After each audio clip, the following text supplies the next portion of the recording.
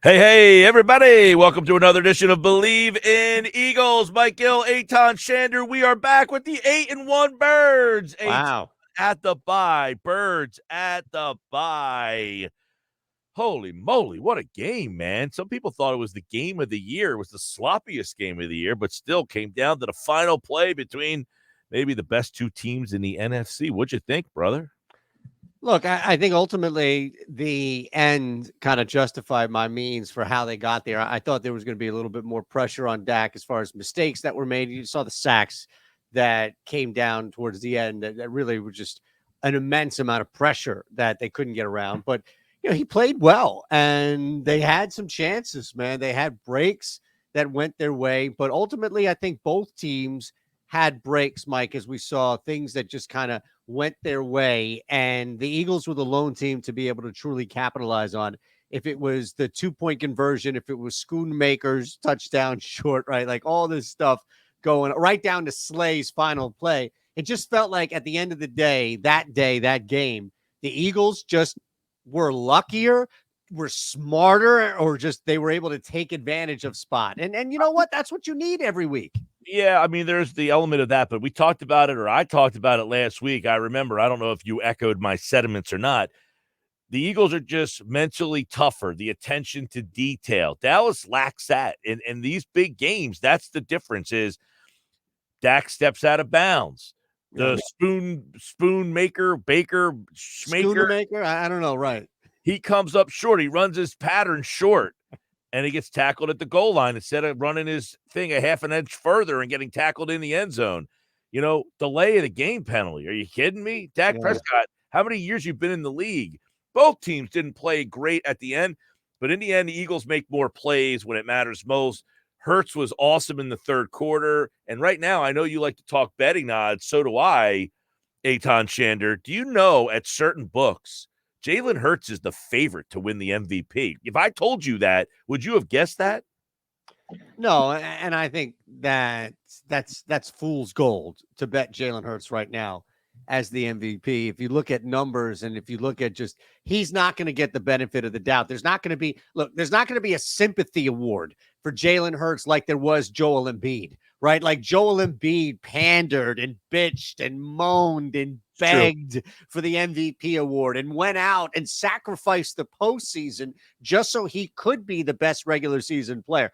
Jalen Hurts isn't doing that. I also don't think that Jalen Hurts has the commanding numbers that we've seen. It doesn't mean that Patrick Mahomes gets it or anybody else that's close to it, but I'm a little surprised that he's moved ahead of Mahomes, despite the fact that these They're things are tied. so week to They're week. tied. They're Okay. plus Okay. 350. Him, Lamar, Mahomes at DraftKings. If you're using FanDuel or maybe BetMGM, it might be a little different based on, but in DraftKings, they're all tied for the top spot.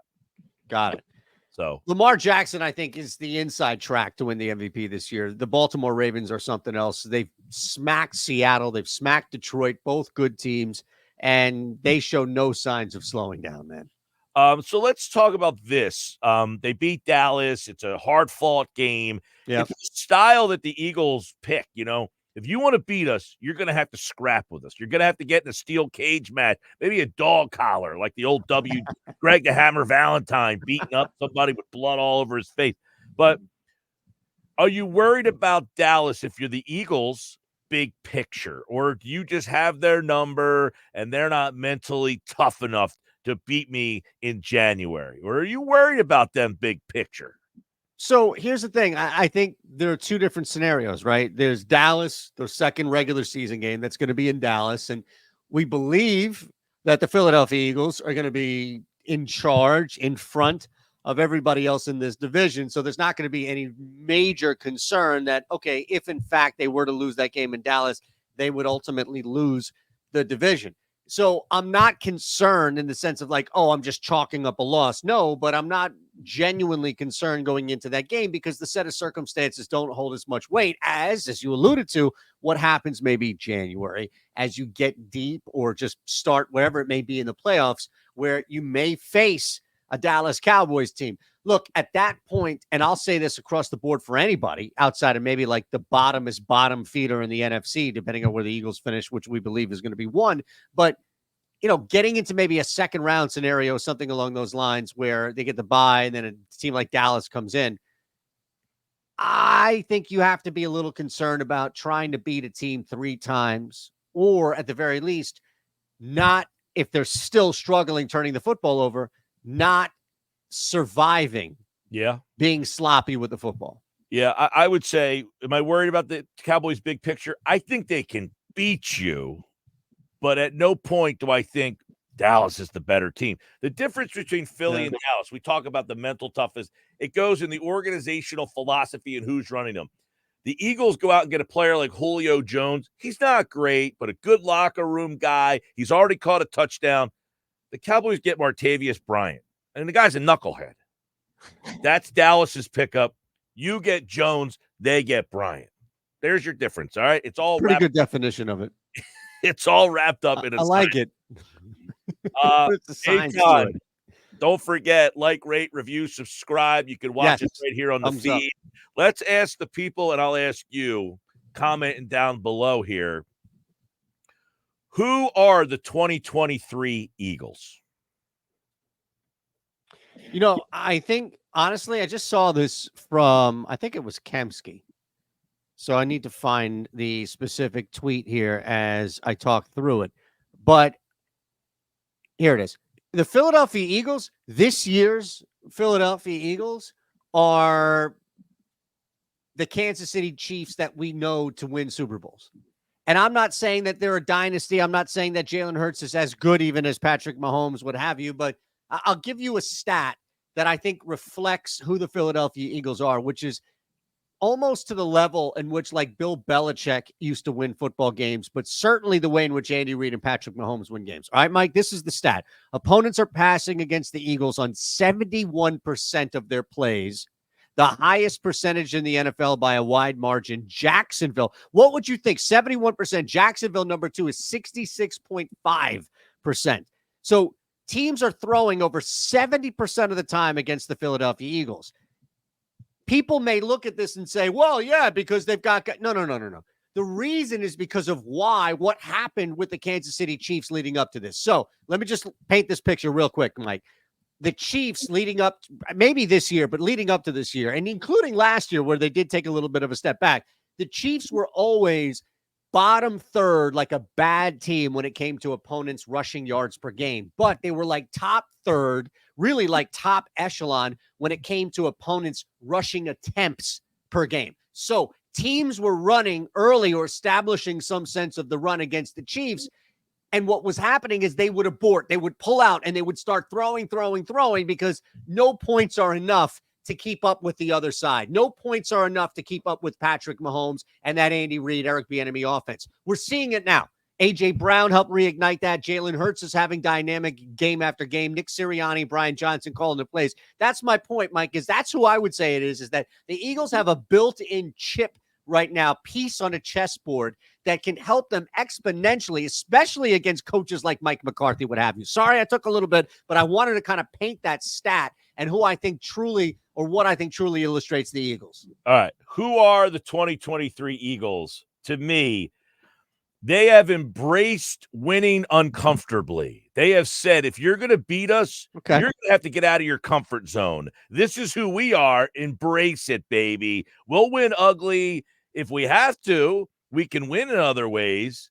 But we're the one team in this league, maybe Baltimore, who has embraced saying, if you're going to beat us, you need to get out of your comfort zone. And so far, Miami hasn't been able to get out of their comfort zone. Dallas tried, but in the end, they lack attention to detail. Now they have a 5-game stretch coming up.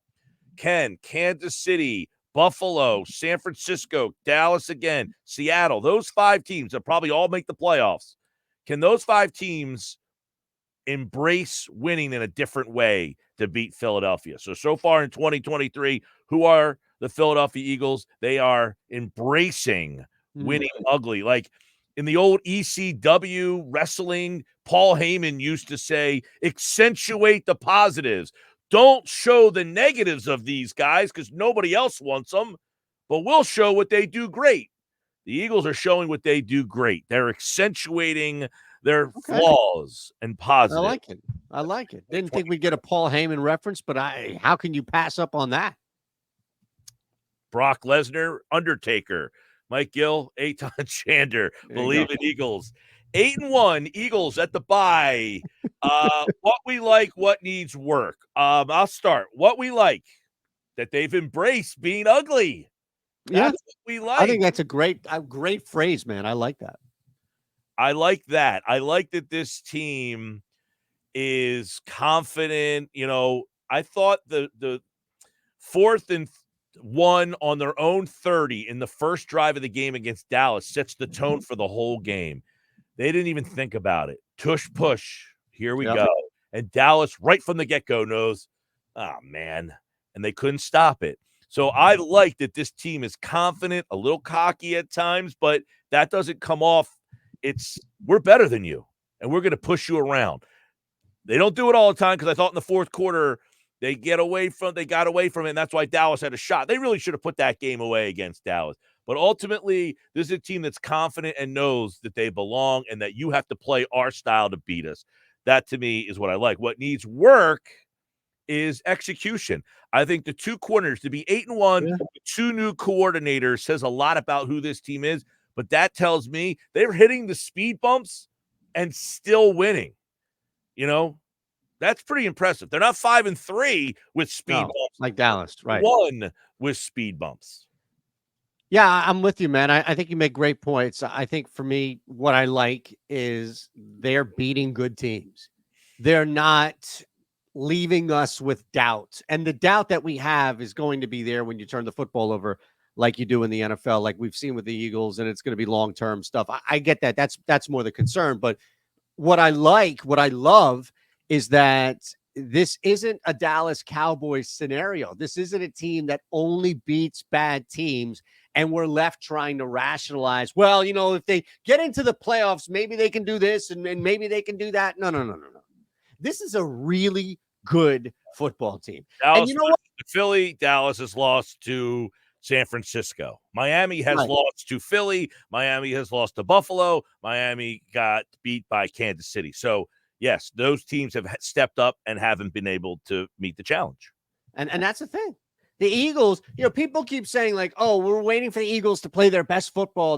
This is their best football. Just throwing whatever they can at their opponent each week and seeing what works and sticking to it. And for 6 weeks in a row, it was A.J. Brown, right? Just dominating the opponent. Last week, you saw Devontae Smith, Jalen Hurts making some throws, defense coming in with just some huge plays. So they're so talented. They're so deep that their best football is actually being played right now. Look at their record. Look at the fact that even in sloppy situations or when they make mistakes, they can still turn around and win football games. Yeah, and that goes back to what I say. They've embraced this. They're making you, it's like a hockey team. You got to muck it behind, baby. You got to muck it up.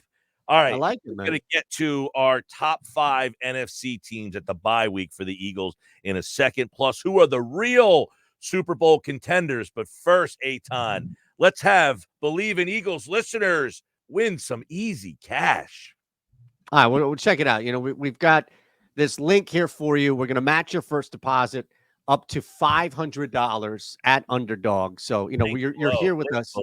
Hang with us, please. We appreciate that. We're just trying to give back. Underdog is the easiest way that you can win some money, essentially taking overs and unders on players and their performances. So you can look at the Eagles and you can look at A.J. Brown's receiving yards. You can look at Devontae Smith's receiving yards. You can look at Jalen Hurts throwing, Jalen Hurts rushing, DeAndre Swift. You're going to get all of these guys the opportunity to put them in there. And in fact, what we've done is not only giving you out there this deposit bonus, well, we'll match it up to 500 there, but on top of it, you're going to get a free square. Look at that new customer special on Sunday. You're going to get Garrett Wilson. Look, as bad as things are, Mike, as rough as it was for the New York Jets against the Chargers, I'm going to bank that Garrett Wilson's going to have at least 1 receiving yard, and this is going to cash. This part of the play will cash for sure. So that's all they got to do. They go right here, bang, hit the link below, and they're automatically getting that play right there.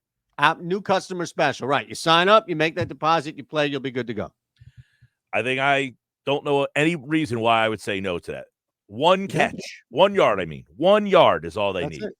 I feel like I could go get 1 yard. Maybe not with Zach Wilson throwing to me.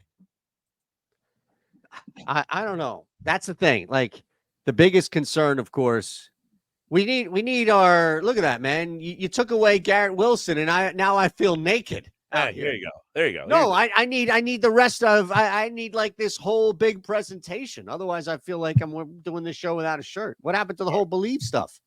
Bring that back, will you? Oh, sorry. There we go. Sorry. My bad.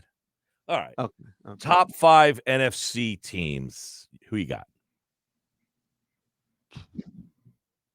So it's not at the top. I think it's actually going to be at the bottom. Let me go through this. The Philadelphia Eagles are number 1 without a doubt. Like We agree. I don't think there's any way in which you can argue that's not that. because this is Believe in Eagles. I think No, but come on. Who would be better? Like, there's no argument for anybody that's better. All right, so number two. I've been down on this team because they haven't done it year in and year out. But that in the NFL, you do have one-hit wonders. You do have two-hit twosomes, or whatever the hell it's called here.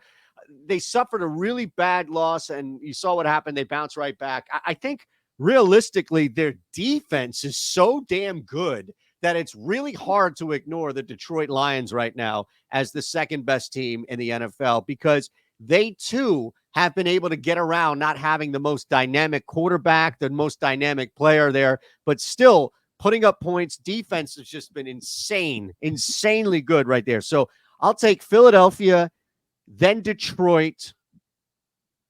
Right now, I think you have to put, like, hear me out. I think you put Seattle over San Francisco.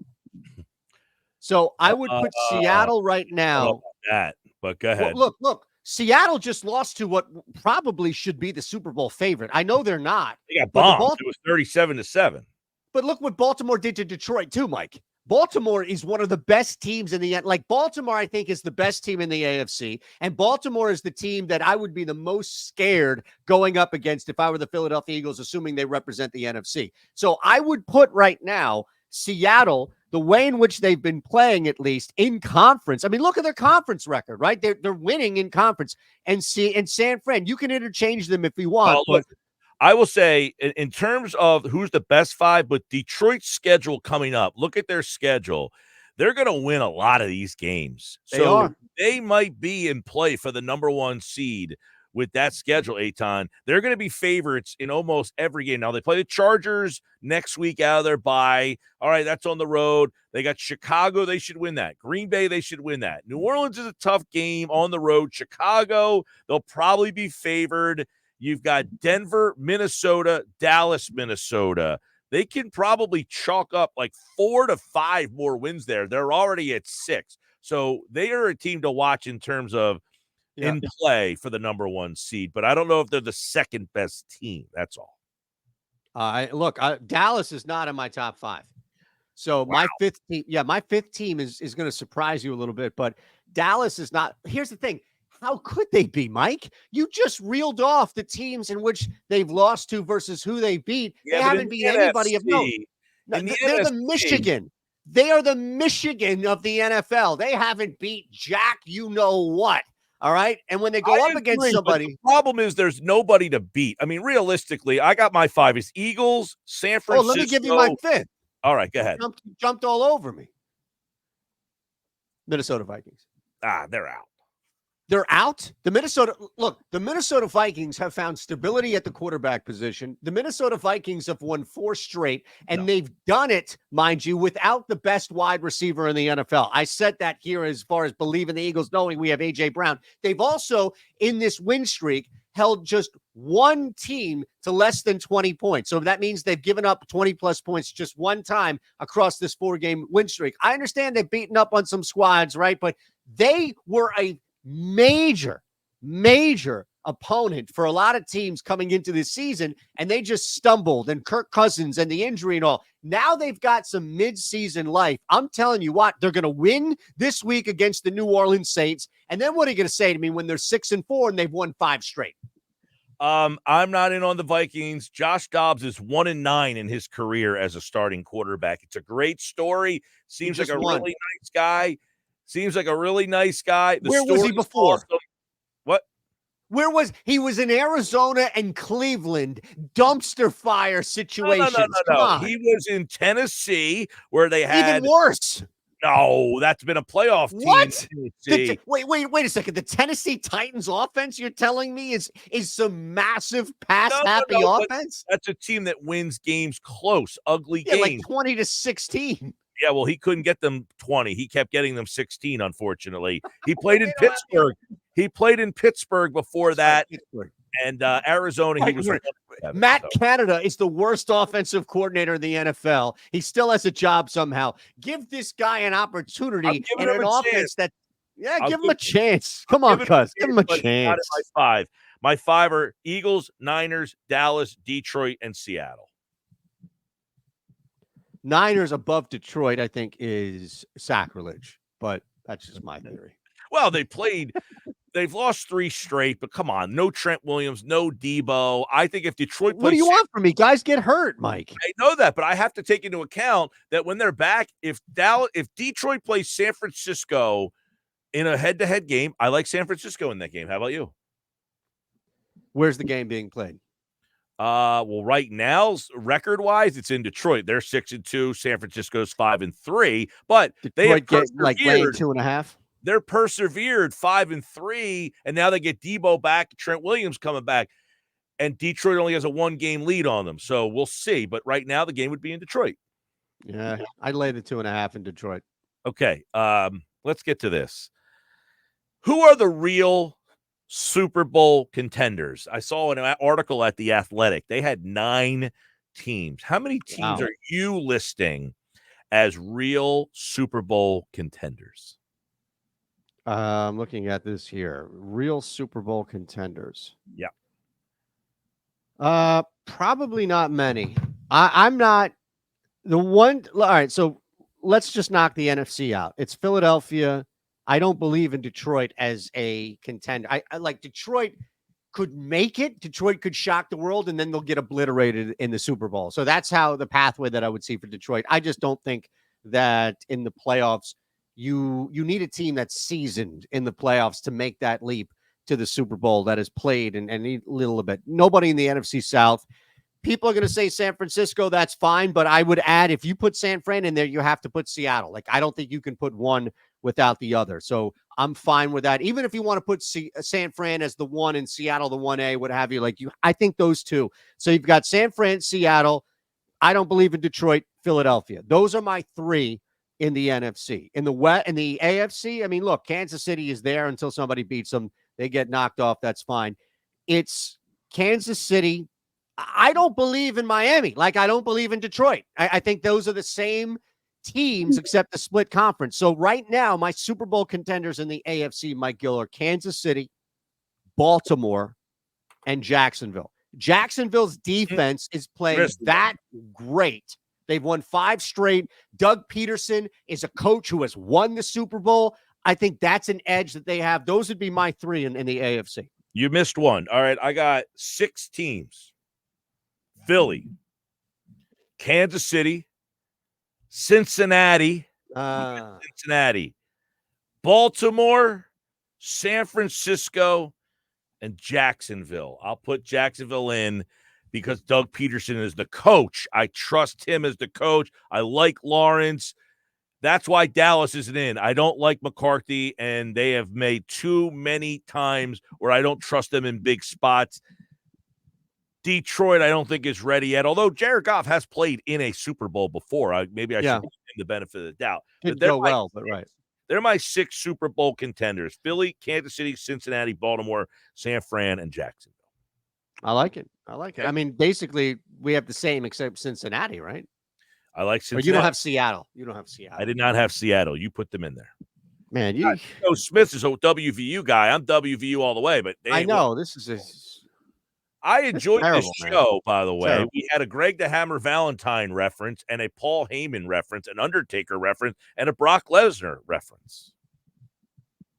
I got to be honest with you. I'm pretty impressed. Yeah. I go deep I with know that you go deep into the well of reference here, but this was a wide range this week. good show. Well, let's put the odds shopper up there one more time for our friends at Underdog and win the people some money. How about it? Absolutely, brother. There you go. Garrett Wilson right there. And you're going to get a free square. So you can pair this with 1, 2, 3. You can run it on Underdog, and you know that Garrett Wilson is going to get 1 yard. The link is below. We appreciate that. Again, make sure you hit the thumbs up button and subscribe here to the Believe channel here, Believe in Eagles. But we also want you to take advantage of this. So you probably live in a state. You have to be 18 or older, right? 21 or older as well. Gambling problem, call 1-800-GAMBLER. But 18 in a couple of these states. So you may not realize it. Like, oh, wow, we got Underdog. I can play Underdog. It's much easier than betting at those books. I can promise you that. So take advantage of that. You get that link and we'll match your first deposit too. Not bad. Use the link below, win that one easy, and come back next week for another one that we'll give you right here on Believe in Eagles. Like, rate, review, subscribe. By the way, over on the audio feed, it's audio only this week. I have a podcast conversation with Dr. David Chow from the Believe Sports Medicine. He gave us an update on what he thinks about Goddard and Jalen Hurts. So go check out the Believe in Eagles on Apple, Spotify, Google, wherever you get your podcast. That conversation is up right now on the Believe in Eagles audio feed, audio only. All right, Eytan. Oh, man, I forgot to put this back up there. There you go. And, oh, bro, come on. Man, having a rough day at the office. Seriously. Go Birds, 8-1. They're playing Kansas City coming up next, and we'll have more on that next week here on Believe in Eagles. For Eytan, I'm Mike. Go Birds. Out of here.